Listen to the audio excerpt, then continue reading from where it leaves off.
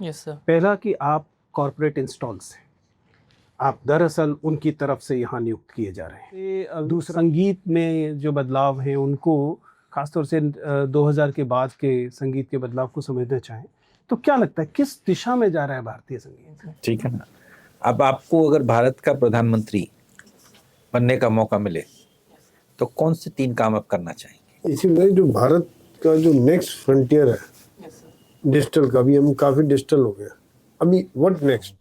ये जो quantum entanglement का कॉन्सेप्ट हम कम्युनिकेशन के लिए इस्तेमाल कर रहे हैं, ये इंक्रिप्शन के लिए इस्तेमाल किया जा रहा है या लेटेंसी के लिए इस्तेमाल किया जा रहा है अभी के लिए? तो हर्षवर्धन क्यों नहीं साउथ इंडिया को, दक्षिण भारत को कॉन्कर कर पाए? Yes please do. Thank you.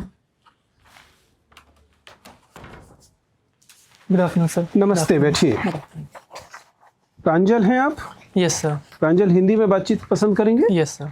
मैं अपने साथी बोर्ड मेंबर्स को सूचित करता हूं कि प्रांजल जो है वह मुख्यतः कन्नौज से हैं, उत्तर प्रदेश से। Yes sir. और प्रांजल की जो पढ़ाई लिखाई है वह बी किया है आपने bits BIT Mesra Ranchi Yes, से, जो आपने किया था 2020 में। Yes sir.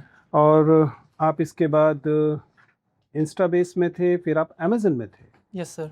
आप अमेजन में 2023 तक थे, यस सर। जहां आपकी तनख्वाह 10,87,500 रुपये प्रति माह थी। यस सर, अमेजॉन आयरलैंड में था मैं। क्यों निकाल दिया उन्होंने आपको नौकरी से? सर उन्होंने नहीं निकाला था, मैंने रिज़ाइन किया था नौकरी में। अगर आप 10,87,000 रुपया पर मंथ कमा रहे थे, अमेजन में थे, अमेजन पूरी दुनिया की पॉलिसीज़ को रेगुलेट करता है। Yes sir. अमेजन जो है वह ऑर्गेनाइजेशन है जिससे कम से कम 50-60 देशों की राजनीति प्रभावित होती है, सत्ता का केंद्र sir. है। और जाहिर है कि 10,87,000 तो यहाँ पर आप रिटायरमेंट पर भी नहीं पाने वाले हैं, सेक्रेटरी बन जाएंगे तब भी नहीं मिलेगी। फिर ऐसा कौन सा लालच है? क्योंकि जब कोई व्यक्ति ऐसी जगह से आ रहा होता है तो 2 संदेह पैदा होते हैं। Yes sir. पहला कि आप कॉरपोरेट इंस्टॉल्स हैं, आप दरअसल उनकी तरफ से यहाँ नियुक्त किए जा रहे हैं। दूसरा, आपकी जो मंशाएं हैं वे संदिग्ध हैं। मेरे इन दोनों आशंकाओं को निर्मूल सिद्ध कीजिए। सर मेरा जो व्यक्तिगत कारण था नहीं, Amazon- पहला तो ये बताइए कि आप अमेजन इंस्टॉल नहीं है ब्यूरोक्रेसी के लिए, ये कैसे सिद्ध करेंगे? सर मेरा कोई कनेक्शन अमेज़ॉन से जब मैंने रिज़ाइन किया उसके बाद से नहीं रहा है, और सारे रिकॉर्ड्स ऑफिशियल हैं उनकी साइट पर, और उन्होंने प्रॉपरली जाहिर है कि एक Yes, IT sir. कंपनी जब किसी को निकालेगी तो ये सारे ट्रेल्स तो बनाएगी। Yes sir. इससे तो कुछ सिद्ध नहीं होता। सर कोई व्यक्ति 11 लाख रुपया प्रति माह कमा रहा हो, यस उसके सर। बाद वो 75,000 रुपए की नौकरी के लिए आए तो उसके विषय में संदेह पैदा होगा। यस सर, सबसे पहले तो मेरे डिजिटल ट्रेल्स जो होंगे, फुटप्रिंट्स होंगे, उनमें ये बात जाहिर हो जाएगी कि मेरा इस तरह का कोई इरादा नहीं है, ना ही अमेज़ॉन की तरफ से मुझे इस तरह के किसी मोटिव के साथ यहाँ नियुक्त किया जा रहा है। और दूसरी बात सर, इसकी कोई गारंटी नहीं है कि अगर वो मुझे गवर्नमेंट जॉब के लिए भेज रहे हैं जिस उद्देश्य के, मैं उसमें 100% सफलता की कोई गारंटी नहीं है। तो इस तरह से मुझे नहीं लगता कि अमेज़ॉन जैसी कंपनी किसी एक पर्टिकुलर कैंडिडेट पे दांव खेलेगी, और उसे खेलना ही होगा। तो ठीक है। दूसरा, सर दूसरा सवाल आपने जो पूछा कि संदिग्ध मंशाएं जो हो सकती हैं, सर यदि उस तरह की कोई संदिग्ध मंशा मेरी व्यक्तिगत स्तर पर होती तो मुझे लगता है कि मेरी पिछली नौकरी ही मेरी उन सारी आवश्यकताओं को पूरा कर रही थी, तो मेरे पास कोई कारण नहीं है कि उन पर्टिकुलर मंशाओं के चलते मैं इस नौकरी की तरफ रुझान करूं। आप विज्ञान के विद्यार्थी हैं, अपने साहित्य यस सर। को अपने वैकल्पिक विषय के तौर पे चुना है, क्या खास कारण है इसका? सर बचपन से ही चूंकि मेरे पिताजी भी हिंदी के शिक्षक हैं और साहित्यकार भी हैं, कविताएं और आलोचनाएं लिखते हैं, तो वहाँ से एक प्रभाव रहा बचपन से, तो मेरा भी रुझान साहित्य की तरफ बचपन से ही रहा। टा वर्ग की महाप्राण सघोष ध्वनि कौन सी है? सॉरी सर, टा वर्ग की महाप्राण सघोष ध्वनि कौन सी है? सर महाप्राण ध्वनियाँ ठ और ढ होंगी, और सघोष ध्वनियाँ अंतिम के 3 अक्षर जो ड ढ। किसी और भी ढ। वर्ग में एक ही सघोष महाप्राण ध्वनि हो सकती है, वो कौन सी होगी? सघोष भी और अच्छा, महाप्राण भी। सघोष और महाप्राण दोनों अगर हैं तो ढ होगी, चौथा जो अक्षर है उसका। क्यों सघोष ध्वनियाँ जो हैं वह अंत में आती हैं और अघोष ध्वनियाँ किसी भी वर्ग के पहले आती हैं? सर बोलने में जो हमारी वोकल कॉर्ड या स्वर तंत्री होती है उसमें कंपन के आधार पर तय होता है कि ज़्यादा वाइब्रेशन हो रहे हैं तो उनको सघोष माना जाता है, और कम हो रहा है तो अघोष ध्वनि माना जाता है। ठीक बात है। आपने साहित्य अच्छे से पढ़ा है? Yes sir. मुझे बताइए कि अगर हम हिंदी साहित्य के भक्ति काल को देखें यस सर। तो आचार्य रामचंद्र शुक्ल ने हिंदी साहित्य के भक्ति काल की बहुत तारीफ की है। Yes sir. और आदिकाल में उन्होंने भक्ति के जो गैर हिंदू यस सर। रचनाएं थी उनको भक्ति का आदिकाल में शामिल नहीं किया। Yes sir. ये जो दोहरा मापदंड है कि हिंदू रचनाएं होंगी तो वो काल ही स्वर्ण युग हो जाएगा, यस सर। और गैर हिंदू अगर जैन होंगी और बौद्ध होंगी जैसे कि आदिकाल में दिखाई देती है तो वो लोग कहते हैं कि धार्मिक रचनाएं हैं, इन्हें साहित्य में नहीं शामिल किया जाना चाहिए। आचार्य शुक्ल ऐसा क्यों करते हैं? वो सर हिंदी साहित्य का इतिहास लिख रहे थे, हिंदू साहित्य का इतिहास तो नहीं लिख रहे। Yes sir. सबसे पहले तो न केवल जैन और बौद्ध रचनाओं को, उन्होंने सिद्ध और नाथ संप्रदाय की रचनाओं को भी मानने से इनकार किया है साहित्य का हिस्सा। इसमें उनका तर्क यह है कि सिद्ध और नाथ साहित्य में मुख्यतः जो सांप्रदायिक मान्यताएं हैं या दार्शनिक मान्यताएं, केवल उनका शुष्क प्रचार है, और जो साहित्यिक या सौष्ठव होना चाहिए, सौंदर्य होना चाहिए, वो नहीं है। उनका तर्क यह है, जिस कारण वो अस्वीकार करते हैं उसे साहित्य मानने से। ऐसा तो हमें भक्ति काल की रचनाओं में भी दिखाई देता है। सर भक्ति काल की रचनाओं में आचार्य शुक्ल के मतानुसार वो तो एक तो इस रूप में देखते हैं कि सामाजिक, जो उस समय की सामाजिक और राजनीतिक परिस्थितियां हैं, जिस रूप में वो व्याख्या करते हैं कि हताश। अपनी राय बताइए ना कि आपको ये इस बात में थोड़ा सा इनकंसिस्टेंसी नहीं दिखाई देती? सर कॉन्ट्राडिक्शन है, और बहुत से बाद के जो आलोचक समीक्षक रहे हैं, आचार्य क्योंकि हजारी प्रसाद प्रसाद द्विवेदी द्विवेदी, ने यस नहीं सर, माना इसे। उन्होंने भी नाथ और सिद्ध साहित्य उसे साहित्य का हिस्सा माना है। और आज की प्रचलित राय यह है कि वो हिंदी साहित्य का हिस्सा है, और मैं उसी जो परवर्ती राय है उससे सहमत हूँ। ठीक बात है।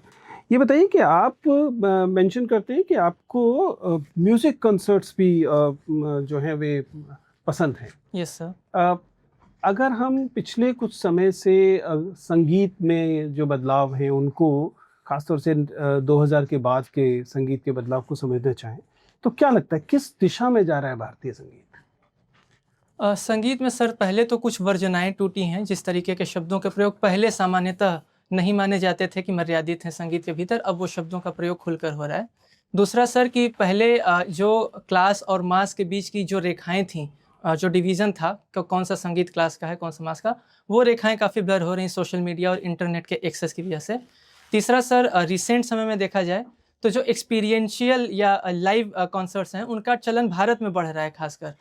और इसके अलावा मुझे लगता है सर कि कई बार ये चिंताएं भी पैदा होती हैं कि कई बार फूहड़ शब्दावलियां भी संगीत का हिस्सा बन जाती हैं। तो ये मुझे लगता है कुछ परिवर्तन आ रहा है। कुछ अच्छे परिवर्तन इस संदर्भ में है कि कुछ अधिक लोकतांत्रिक हुआ है, नए मंच मिले हैं, तो संगीत भी अधिक लोकतांत्रिक हुआ है। ठीक बात है, thank you sir. Thank you sir. अच्छा, स्कूल में प्राइम मिनिस्टर बने थे? यस सर, स्टूडेंट्स पार्लियामेंट में। ठीक है ना। अब आपको अगर भारत का प्रधानमंत्री बनने का मौका मिले तो कौन से 3 काम आप करना चाहेंगे? सर सबसे पहले तो मैं जो वेलफेयर स्कीम्स हैं, खासकर शिक्षा स्वास्थ्य के क्षेत्र में, उनका और बेहतर क्रियान्वयन किस तरह से हो सकता है उनको एनफोर्स कराने का काम करूंगा। दूसरा सर डिजिटल रेवोल्यूशन जो भारत में चल रहा है उसकी दिशा में काम करूंगा। और तीसरा जो रिफॉर्म्स की श्रृंखला रिसेंटली स्टार्ट हुई है उसमें और कुछ आगे जो रिफॉर्म्स हो सकते हैं उन पर विचार करूंगा। ये तो जो पुरानी चीजें चली आ रही हैं उन्हीं को आप आगे बढ़ाएंगे? कोई नई सोच, नई पीढ़ी कुछ नया नहीं करेंगे? सर ई कॉमर्स के सेक्टर में मैं अगर एक पर्टिकुलर इनिशिएटिव की बात करूं तो जिस तरीके से हमने यूपीआई इन्वेंट किया और भारत के डिजिटल पब्लिक इंफ्रास्ट्रक्चर को रीशेप किया, तो ओएनडीसी जैसे सरकार की जो पहल है, तो ओएनडीसी को एक ऑल्टरनेटिव बनाने के बजाय उसे मैं सारे के सारे ई कॉमर्स का एक अंडरलाइंग आर्किटेक्चर बनाना चाहूँगा कि सारे ही ई कॉमर्स प्लेटफॉर्म उसके ऊपर अपनी सर्विसेज होस्ट करें। तो इससे जो हमारा एमएसएमई सेक्टर है उसको ई कॉमर्स से संबंधित जो समस्या। देखिए, आप प्राइम मिनिस्टर बन के भी कंप्यूटर इंजीनियर रहे ना, आपने देश का कुछ सोचा ही नहीं। देश में क्या है, कहाँ डिफेंस है, कहाँ सिक्योरिटी है, कहाँ इकोनॉमी है। आप अभी कंप्यूटर इंजीनियर की तरह बात कर रहे हो। पॉलिसी मतलब उस फ्रेमवर्क में बड़ा जो सोच चाहिए पॉलिसी लेवल पर, वो मुझे नजर नहीं आया। Sir I will try to work on that. Okay, अच्छा, दूसरा बताइए कि उत्तर प्रदेश से हैं, ये अभी हाल ही में एक फैसला आया है उच्चतम न्यायालय का जिसमें आतंकवाद की परिभाषा को थोड़ा सा डिफाइन किया गया है 2 लोगों की जमानतों को खारिज करते हुए। तो क्या उसमें उनका इंटरप्रिटेशन आतंकवाद एक्ट की परिभाषा में क्या है? सर यूएपीए की धारा में ये गिरफ्तारियां हुई थी और यूएपीए में पहले से भी बहुत कड़े प्रावधान हैं।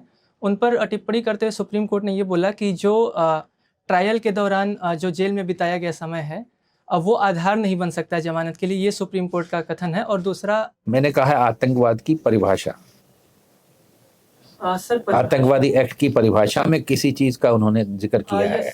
जो उसमें बाई अदर मीन्स शब्द था तो उसको थोड़ा सा एक्सपेंसिव डेफिनेशन सुप्रीम कोर्ट ने स्वीकार किया और ये बोला कि केवल बॉम्ब या इस तरह की जो एक्टिविटीज़ हैं उनके अलावा अदर मेजर्स भी जैसे चक्का जाम या इस तरह की बातें उनको भी शामिल किया जाना चाहिए। किया जाना चाहिए। Yes sir. अच्छा अच्छा अच्छा, ये बताइए, जब हम कंप्यूटर पे सर्च करते हैं, इंटरनेट पर कुछ भी सर्च करें, हमारे के विज्ञापन आने शुरू हो जाते हैं साथ के साथ, इसको कैसे रोका जा सकता है? ये तो मेरे ऊपर कोई सर्वेलेंस कर रहा है, कोई एआई काम कर रही है, इसको कैसे रोका जा सकता है? मुझे डिस्टर्बेंस होती है इससे। सर इसमें एक तो प्रयास जो किया गया है कि जो कुकीज़ होती हैं उसमें एक्सप्लिसिट कंसेंट मांगा जाता है यूज़र का, जिस आधार पर एड्स दिखाए जाते हैं। दूसरा सर, इस दिशा में अगर एम्बेडेड डिज़ाइन के स्तर पर प्रयास किया जाए कि जो पेजेस का डिज़ाइन हो उसी में यूज़र कंसेंट को पहले ही स्वीकार किया जाए कि वो एड्स देखना चाहते हैं या नहीं। अभी ये जो सिस्टम है वो पेड वर्जन के मॉडल के तहत आप एड्स से बच सकते हैं, लेकिन किसी भी अनपेड सर्विस का यूज़ करते समय इस डिज़ाइन को फॉलो नहीं किया जाता है। क्योंकि अभी कुछ भी सर्च करें साथ किया जाता है, गूगल सर्च करें आने शुरू हो जाते हैं, तो हमने तो कोई कंसेंट नहीं दी। यस सर, जनरली कई बार ये जो मॉडल है ऑप्ट इन और ऑप्ट आउट का, तो इसमें ऑप्ट आउट का ऑप्शन आपसे मांगा नहीं जाता, ऑप्ट इन आपको बाय डिफ़ॉल्ट कर दिया जाता है। तो कई बार क्रॉस प्लेटफॉर्म डेटा शेयरिंग जो होती है उसकी वजह से आपने कोई एक पर्टिकुलर सर्च किया, उससे रिलेटेड एड्स दूसरे प्लेटफॉर्म्स पर। तो कोई अपने देश अपने यहाँ के कंप्यूटर्स में चेंज कर सकता है? जैसे ही गूगल तो इंटरनेशनल है सब, तो हम उसकी डिज़ाइन हम नहीं बदल सकते, अपने यहाँ के कंप्यूटर्स में हम कुछ बदलाव कर सकते हैं क्या? यस सर, डेफिनेटली टेक्नोलॉजी के लेवल पर संभव है, पॉलिसी के लेवल पर भी संभव है, पर उसका एक डाउन साइड ये होगा कि जो हम इक्वलाइजेशन लेवी जैसे पहले अप्लाई करते थे एडवर्टीजमेंट पे, उसको हमने हटा भी दिया। उसके अलावा भी दूसरे सोर्सेज से एड रेवेन्यू सरकार को भी उसका एक हिस्सा जाता है, तो वो उस फ्रंट पर सरकार को नुकसान होगा। नहीं, ऐसी कोशिश सरकार की तरफ से की गई थी यस सर। रिसेंटली, जिसको शोर मचा फिर वो पीछे हट गए। सर पर्टिकुलरली एडवर्टीजमेंट का कॉन्टेक्स्ट मुझे जानकारी नहीं, कुछ मतलब जो संचार साथी। यस सर, संचार साथी। हाँ, उसमें क्या था? सर संचार साथी में बेसिकली सरकार ने एक साइबर फ्रॉड को रोकने के लिए और खोए हुए मोबाइल्स या उनकी ट्रैकिंग के लिए IMEI आधारित एक सिस्टम तैयार किया था, जिसमें प्री इंस्टॉल्ड सॉफ्टवेयर की बात की गई थी कि यूज़र्स के फ़ोन्स में इंस्टॉल्ड होगा और वो यूज़र्स को हेल्प करेगा और उसको रूट परमिशन होगी यूज़र डिवाइस की। तो वो कुछ हद तक रोक सकता है इसको? सर एडवर्टीजमेंट के लेवल पर मुझे नहीं लगता कि उसका सीधा संबंध है संचार साथी से। नहीं हो पाएगा। अच्छा अच्छा। और रोग स्टेट आपको पता है क्या होता है? Yes sir. क्या है? सर सामान्यतः जो विफल इकोनॉमीज़ होते हैं या पॉलिटिकल सोशल स्ट्रक्चर भी जिनका पूरी तरह से गड़बड़ हो जाता है और जो डिवीज़न ऑफ पावर है वो जब अब्रप्ट हो जाता है या ब्लर हो जाता है तो उनको रॉक स्टेट्स माना जाता है। और ऐसा माना जाता है कि इनके पास जो भी रिसोर्सेज हैं या जो भी डिफेंस इक्विपमेंट्स हैं उनका भी मिसयूज़ संभव है, तो उनको। एक उदाहरण दीजिए इसका। सर पाकिस्तान इसका एक उदाहरण हो सकता है। जिस तरीके से मिलिट्री वहाँ पर पास्ट में भी कई बार कूज हुए हैं और सत्ता हस्तांतरण जिस तरीके से हुआ है चुने हुए लीडरशिप से मिलिट्री की तरफ, तो उसको रॉक स्टेट इस मतलब जहाँ पे आर्मी का रूल आ जाए वो रॉक स्टेट हो गया। सर केवल आर्मी के रूल की बात नहीं है, अगर वहाँ पे उसकी टेरिटरी का इस्तेमाल भी वैश्विक समुदाय के लिए उसके अहित में इस्तेमाल हो रहा है तो उसको भी रॉक स्टेट माना जा सकता है। धन्यवाद। जो आपने तो पाकिस्तान को रॉक स्टेट मान लिया और अमेरिका ने उसको गोदी में उठाया हुआ है, अमेरिका उसके साथ है। ये तो बड़ा विरोधाभास नजर आ रहा है मुझे यहाँ पे, ये क्यों है? सर इसके जियोपॉलिटिकल कारण मैं देख पा रहा हूँ। पहले तो पाकिस्तान की जो लोकेशन है, तो जो मध्य एशिया या जो साउथ एशिया है उसके बीच में पाकिस्तान की लोकेशन अमेरिका को एक एडवांटेज देती है, जो बीते समय में चीन की उपस्थिति से प्रभाव कम हो रहा था उसको काउंटर बैलेंस करने का मौका उसको मिलता है, पाकिस्तान के साथ अपने रिलेशंस वापस से एलिवेट करके। तो हालांकि पाकिस्तान की वजह से अमेरिका को पहले भी नुकसान हुआ है और ओसामा बिन लादेन वहीं था। उसके अलावा भी पाकिस्तान की जब सरकार बदली होती है तब भी ऐसा होता है, वहाँ की आम जनता अमेरिका के खिलाफ है। फिर अमेरिका कैसे कर रहा है और क्यों कर रहा है? सर इसका एक और जो कारण मैं देख पा रहा हूँ, अफ़गानिस्तान और ईरान के साथ जो सीमाएं लग रही हैं पाकिस्तान की, और ईरान और अमेरिका के बीच में वर्तमान में जो टेंशन्स देखने को मिल रही हैं, प्लस अफ़गानिस्तान में रिसेंटली अमेरिकी प्रेसिडेंट ने एक जो बगराम एयरबेस, शायद मुझे नाम एग्जैक्टली याद नहीं है, उसको वापस लेने की बात कही थी। तो वो सारे हित जो उनके स्ट्रैटेजिक इंटरेस्ट हैं उनको देखते हुए मुझे लगता है ये रिलेशनशिप का जो वर्तमान स्वरूप दिख रहा है वो है।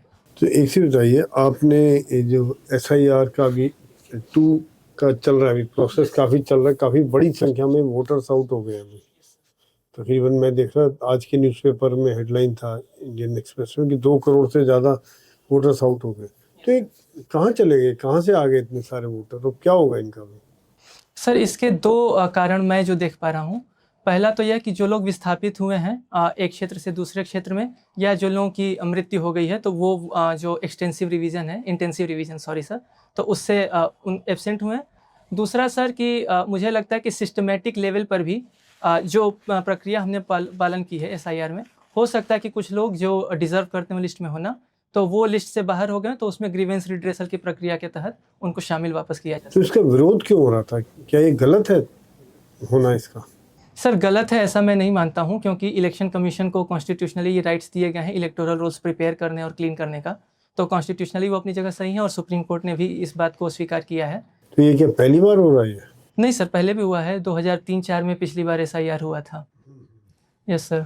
इसी में जो भारत का जो नेक्स्ट फ्रंटियर है डिजिटल का, अभी हम काफ़ी डिजिटल हो गया, अभी व्हाट नेक्स्ट? अभी अगला हमें क्या होना चाहिए अगले 10 साल में? सर डिजिटल का जो नेक्स्ट इवोल्यूशन फेज है इंडस्ट्रियल रिवोल्यूशन 4.0 के फॉर्म में, उसमें क्वांटम कंप्यूटिंग, आर्टिफिशियल इंटेलिजेंस जैसी जो टेक्नोलॉजीज़ हैं वो इमर्जिंग टेक्नोलॉजीज़ हैं, और आर्टिफिशियल इंटेलिजेंस में मुझे लगता है कि भारत अपने आप को लीडरशिप पोजीशन में एस्टैब्लिश करने के लिए प्रयासरत है। तो क्या कर रही है सरकार इसके लिए? क्वांटम और AI के लिए कुछ बनाया है सरकार ने, कोई स्कीम निकाली? यस सर, एक तो नेशनल विजन्स बनाए हैं दोनों के लिए। दूसरा सर क्वांटम कंप्यूटिंग की बात की जाए तो CDAC पुणे के स्तर पर काफ़ी प्रयास चल रहे हैं, और प्लस IIT दिल्ली के लेवल पर क्वांटम कम्युनिकेशन को फैसिलिटेट करने के लिए कई प्रोटोटाइप्स तैयार किए गए हैं क्वांटम एंटेंगलमेंट पर आधारित। सेकेंडली सर AI के लिए भी जो नेशनल विजन है और AI एक्सीलेंस सेंटर्स बनाने की बात की गई है, और जो डेटा सेंटर्स रिसेंटली इंडिया में कई बिग टेक कंपनीज ने अनाउंस किए, तो वो एक हमारा प्लस पॉइंट है। ओके। प्रांजल, अभी आप बात कर रहे थे quantum communication, yes sir. Quantum entanglement की मदद से इसको सपोर्ट किया जा रहा है। Yes sir. तो क्या क्वांटम इंटेंगलमेंट क्वांटम कम्युनिकेशन को और फास्ट बना देगा, या हमारे जो कम्युनिकेशन सिस्टम है उनको और फास्ट बना देता है? यस सर, इसमें इसका जो टारगेट है कि रियल टाइम कम्युनिकेशन हो without any latency in between. मैं ये जानना चाहता हूँ कि इंटेंगलमेंट का जहाँ तक मैं मतलब समझता हूँ, अगर एक क्यूबिट में कोई चेंज आता है तो उसी क्षण वो परिवर्तन दूसरे क्यूबिट में दिखता है। तो ये एक तरीके का कम्युनिकेशन हो रहा है दोनों क्यूबिट के बीच में, और इसी फास्ट तरीके से, इसी पेस से कम्युनिकेशन क्या संभव है? सर अभी जो इसकी सीमा है कि इसमें हम बहुत लॉन्ग डिस्टेंस तक इसको फैसिलिटेट नहीं कर पा रहे हैं। अब मुझे एग्जैक्ट डेटा नहीं याद आ रहा कि कितनी दूरी तक नहीं, रिसेंटली। मैं डेटा की बात नहीं कर रहा हूँ, मैं आपसे चलिए और ऑब्जेक्टिव तरीके से प्रश्न पूछता हूँ। ये जो क्वांटम इंटेंगलमेंट का कॉन्सेप्ट हम कम्युनिकेशन के लिए इस्तेमाल कर रहे हैं, ये इंक्रिप्शन के लिए इस्तेमाल किया जा रहा है या लेटेंसी के लिए इस्तेमाल किया जा रहा है अभी के लिए? सर मैं इसमें श्योर नहीं हूँ, लेकिन जहाँ तक मेरी जानकारी है ये लेटेंसी को कम करने के लिए इस्तेमाल किया जा रहा है। चलिए इस पर बात करेंगे। चलिए क्वांटम कंप्यूटिंग की बात की है तो क्यू डे एक वर्ड है, आपने कभी सुना इसके बारे में? Q day? Yes. Sorry sir, मैंने नहीं सुना है। कोई बात नहीं, आप एक कंप्यूटर इंजीनियर हैं, आपने काम भी किया है इस फील्ड में। तो हाल फिलहाल में भारत में एक माइक्रो प्रोसेसर बनाया गया ध्रुव 64, उसके बारे में पता आपको? Yes sir. उसके पीछे की जो टेक्नोलॉजी है वो कहाँ से आई है? सर टेक्नोलॉजी ओरिजिन कंट्री के संदर्भ में? कंट्री या क्या है वो टेक्नोलॉजी? चलिए मैं इसको चेंज करता हूँ। क्या आपने RISC-V के बारे में सुना है? यस सर, आर्किटेक्चर है जो पावर करता है माइक्रो प्रोसेसर्स को और उनका इंस्ट्रक्शन सेट तैयार। क्या है RISC-V, उसके बारे में बताइए। सर ये एक इंस्ट्रक्शन सेट है जो माइक्रो प्रोसेसर्स यूज़ करते हैं। इतनी ही जानकारी सर इसके बारे में है मुझे, अभी मैं रिकॉल नहीं कर पा रहा हूँ ठीक से। चलिए कोई बात नहीं। आप बात कर रहे थे UPI के बारे में, डिजिटल इंडिया की जब बातचीत हो रही थी, मुझे एक बात बताइए, UPI के थ्रू जो ट्रांजैक्शंस होते हैं वो कैसे अलग हैं ई-रूपी की तुलना में? सर ई-रूपी डिजिटल करेंसी है और UPI बेसिकली एक अंडरलाइंग आर्किटेक्चर है जो हमारा डिजिटल पेमेंट सिस्टम है उसका, और ई-रूपी जो है वो जारी किया जाएगा सेंट्रल बैंक के द्वारा जो कि RBI है। तो RBI बैक्ड है, जबकि UPI प्राइमरीली एक टेक्नोलॉजी है, करेंसी नहीं है इटसेल्फ। तो आखिर एक आम यूजर के लिए क्या फ़ायदा होगा UPI के बजाय ई-रूपी का इस्तेमाल करने से?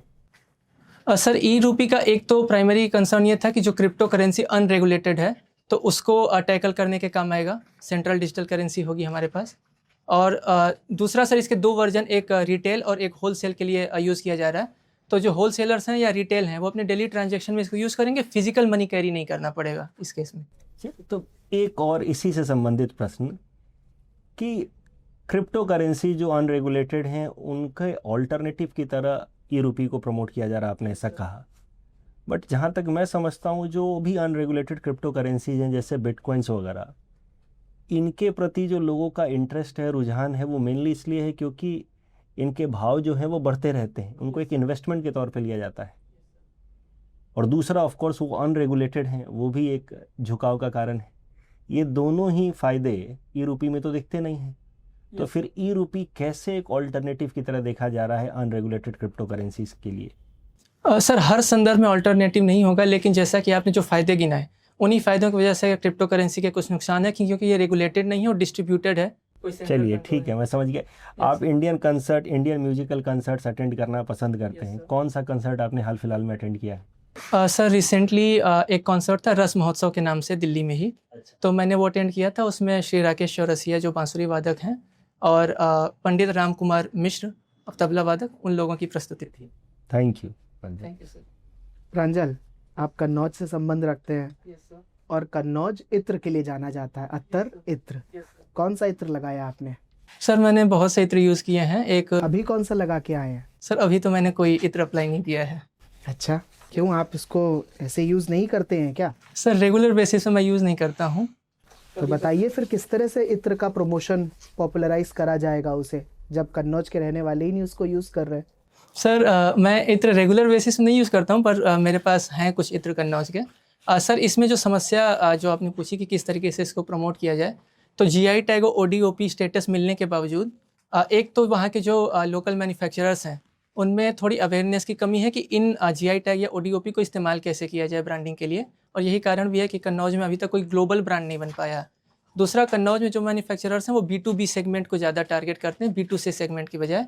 तो इसमें एक ग्रास का जो उदाहरण है, फ्रांस की जो परफ्यूम कैपिटल है, तो वहाँ पे जो मॉडल है कि R&D पे हैवीली इन्वेस्टमेंट किया, प्लस हेरिटेज टूरिज्म और इत्र की इंडस्ट्री को इंटीग्रेट किया। तो आई थिंक कि वो मॉडल हम अपना सकते हैं, गिवन कि कानपुर, लखनऊ और आगरा जैसी जो लोकेशंस हैं उनसे प्रॉक्सिमिटी कन्नौज की है, तो वो भी फ़ायदा मिल सकता है। कन्नौज किन दो नदियों के दोआब में है?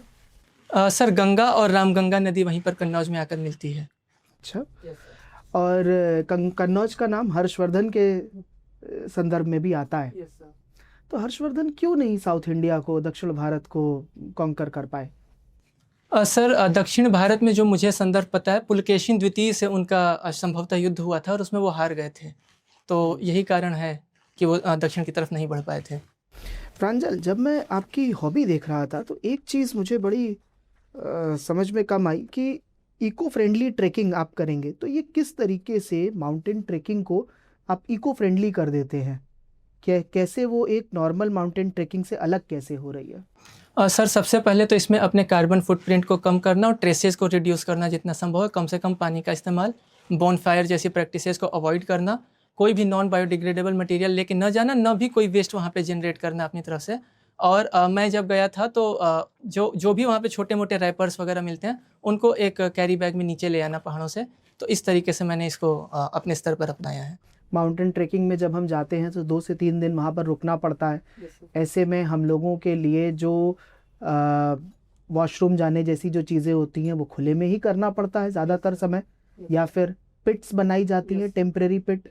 तो इस टाइप की चीज़ों से तो कुछ भी इको फ्रेंडली नहीं हो रहा है। सर उसमें जो पिट्स बनाई जाती हैं तो उसमें सॉ डस्ट वगैरह ऐसी चीज़ें हैं, ऐसे मटेरियल्स हैं जिनका इस्तेमाल हम करें तो वो डिग्रेड होती हैं और उनको कंपोस्ट की तरह इस्तेमाल किया जा सकता है। माउंटेन में बनेगा तो कैसे कंपोस्ट करेंगे? सर जैसे आपने बोला कंपोस्ट जो टेम्परेरी वहाँ पर बनाए जाते हैं, मतलब structures, not permanent structures but temporary structures, तो उनमें आई थिंक इस तरह से हम डिज़ाइन कर सकते हैं कि वो गड्ढे वगैरह बना के कि उसमें मतलब वेस्ट कंप्लीटली तो हम एलिमिनेट नहीं कर पाएंगे बट उसका प्रभाव कम से कम कर सकते हैं हम। जल्दी से जवाब दीजिएगा। जब हम बात करते हैं चैट जीपीटी की, जेमिनाई की और ग्रोक की, बड़ी बड़ी कंपनीज अपने अपने जेनरेटिव एआई प्लेटफॉर्म ला रही हैं, अमेज़ॉन क्यों नहीं लाई? सर इस बारे में मुझे जानकारी नहीं है कि पॉलिसी लेवल पे अमेज़ॉन अभी तक क्यों इस दिशा में आगे नहीं। Thank you Pranjal. Thank you sir. ठीक है प्रांजल, आपसे बात करके अच्छा लगा। आपका साक्षात्कार वाला हिस्सा अब समाप्त होता है।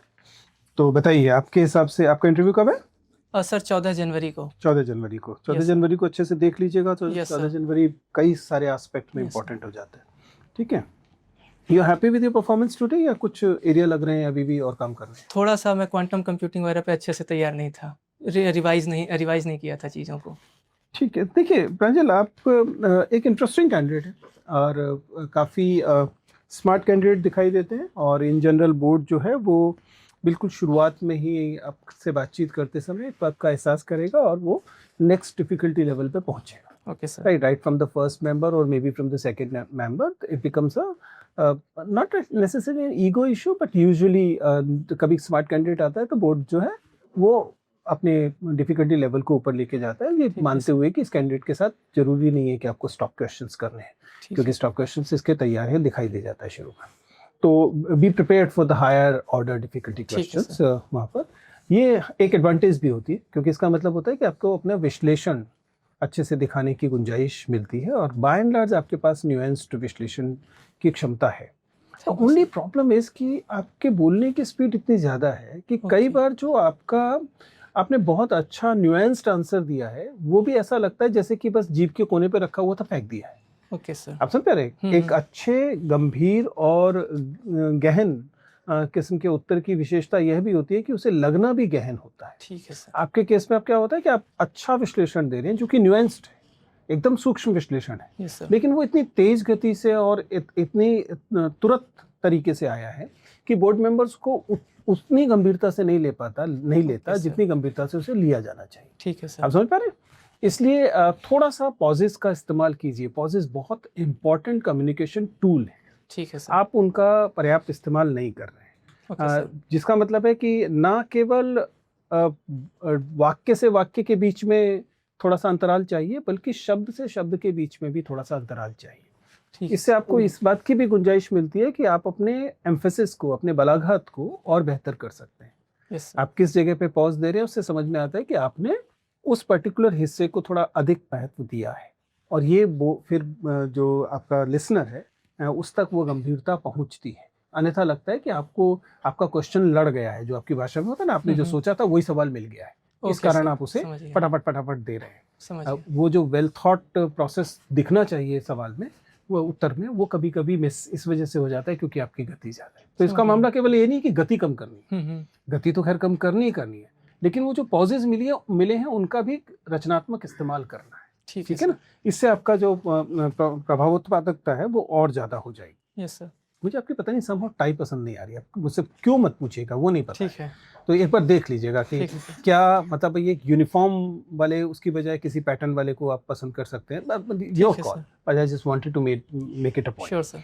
But overall, I enjoyed the conversation, not just with me, but with every board member. Thank तो मेरे ख्याल से आपका you should be eyeing very good marks, ठीक है? अगर आपने मेंस ठीक से किया है तो आपका सिलेक्शन होना चाहिए। I don't know whether it's good for you or not, honestly. लेकिन sir. सिलेक्शन डेफिनेटली आपका होना चाहिए, ठीक है? कोई Thank you, सवाल sir. आपके मन में?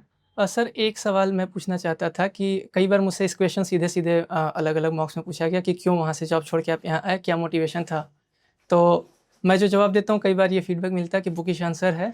अब ऑनेस्टली मेरा वही कारण है, तो क्या मुझे अपने आंसर को चेंज कर लेना चाहिए just to not sound bookish, या उसमें थोड़ा सा बैलेंस बनाने की कोशिश करूँ कुछ? How you deliver is also important. Okay sir. वो वाला एक जो मेथड होता है ना कि जब आपने कि मैंने इसे किया, मैं don't look down at what you did, कि मैंने किया और वहाँ पे बहुत कुछ सीखा वगैरह वगैरह, वो सब बोलेंगे positives about your content, and then you said I reached a stage where I realise कि I need to go beyond that. Okay sir. ठीक है, उसके बाद फिर अपने टीम को ले आइए। ठीक है सर। तो लोगों को ये समझ में आएगा, हाँ यार ये हो सकता है, किसी को इतनी कम उम्र में इतनी अच्छी वो था तो बहुत जल्दी उसका वो स्टेज शायद आ गया, वो जिनको लोगों को 10 साल 15 साल बाद आता सबको यस सर। आता सबको है, ठीक है ना? ठीक है सर। तो मतलब उसको it should sound authentic. Okay sir. Text bookish का मतलब ये वही सवाल उत्तर नहीं हो सकता जो उत्तर किसी और के लिए होता है, आपका उत्तर आपके वाला होना चाहिए। ठीक है सर। ठीक है ना? समझ गया। ये बिल्कुल शुरुआती वाला हिस्सा है, बात तक जाते जाते you are able to impress on the basis of your personality, so it doesn't matter much. ठीक है सर। ठीक है, all the best. Thank you sir. Yes sir.